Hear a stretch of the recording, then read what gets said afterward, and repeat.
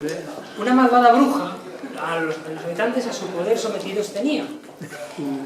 En un tiempo muy lejano, el bosque fue un lugar alegre donde sus gentes disfrutaban de la alegría.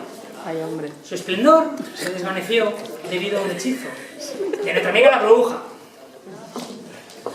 Hasta que un buen día el rumor de la maldición a los oídos llegó de tres hadas mágicas, que conmovidas por la historia decidieron enfrentarse a la hechicera y romper el maleficio. Y así sucedió, que con un hechizo mágico y al son de una bonita canción, el bosque de Evia recuperó su antiguo esplendor. Apa, nens! A dormir, que ja ens han explicat el conte!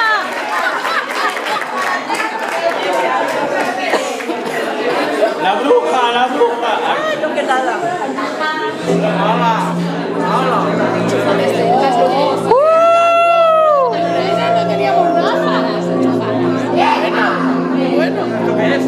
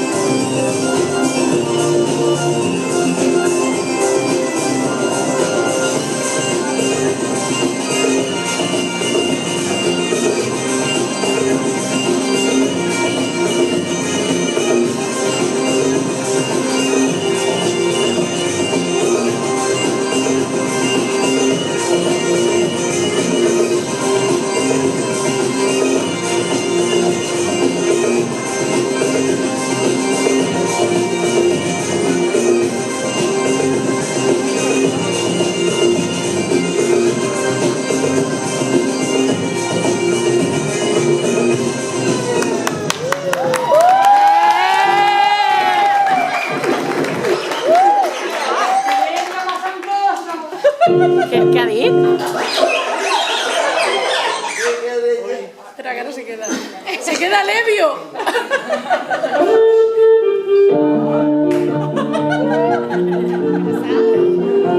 ¿Qué es esto?